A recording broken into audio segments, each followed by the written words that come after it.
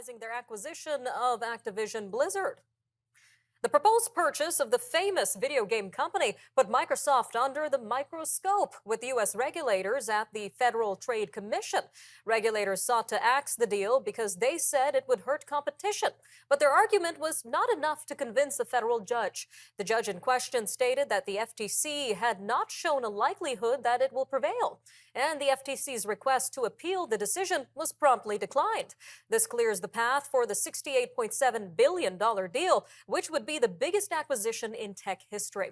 Well, joining us now to discuss the case and how this would impact video game enthusiasts is Mr. Stephen Kent, Media Director at the Consumer Choice Center. Mr. Kent, welcome to Forum Daily. Thank you for having me. So just for some brief background for our viewers, can you walk us through Microsoft's interest in acquiring Activision-Blizzard and why the FTC brought this case forward in the first place? Yes, so Microsoft's interest in Activision-Blizzard is really about the same as Netflix's interest in having shows like Friends and The Office on their platform, or Disney reacquiring some of its IP from other streamers. You want to have popular titles and beloved content so that people offer up their money for your subscription services. So their move to acquire Activision-Blizzard is to bring Call of Duty and games like Candy Crush underneath their umbrella, as well as the really talented and top-notch game developers who make those things, so that Microsoft can be more competitive in this new coming age of cloud gaming, mobile gaming, and virtual reality. Now, the FTC brought this case supposedly to protect a competitive environment for consoles in the United States. That's Nintendo, that's the PlayStation, that's the Xbox. But like you said, when they went to federal court and argued their case for 5 days in front of Judge Jackie Corley, they were pretty much shown the door and shown that they did not actually bring forward a consumer interest case, but just sort of an open-ended complaint about corporate mergers altogether, and they lost. And I guess the big question here would be, would the console gaming market still be competitive after this merger? Well, Judge Corley certainly thought so. And that's why she denied that request for an injunction. And that's also why the court shot down their request for an appeal. Look, right now, PlayStation has a 70% market share. That's Sony's PlayStation, 70% market share internationally. And video gaming is a global market. Microsoft and their Xbox platform in this situation is actually sort of a market underdog.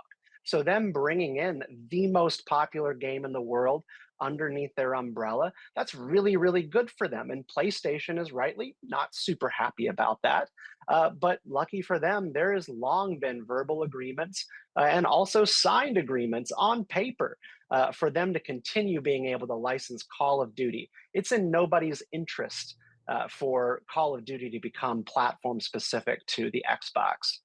And on that note, what is the current state of competition in the overall video game industry? I mean, it's very competitive.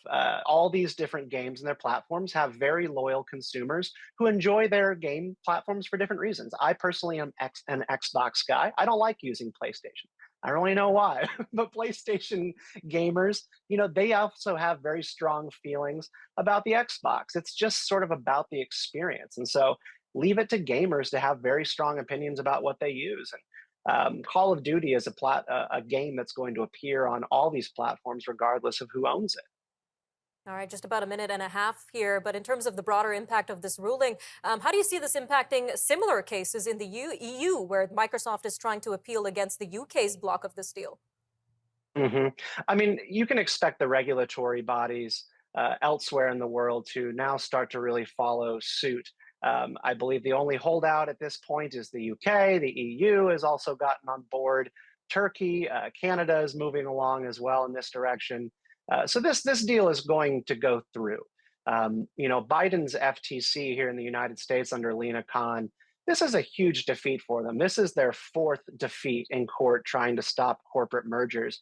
And it's really just a big reminder to everybody watching here that if you're going to argue against corporate mergers as having an adverse effect on the consumer experience, you better be able to actually argue that.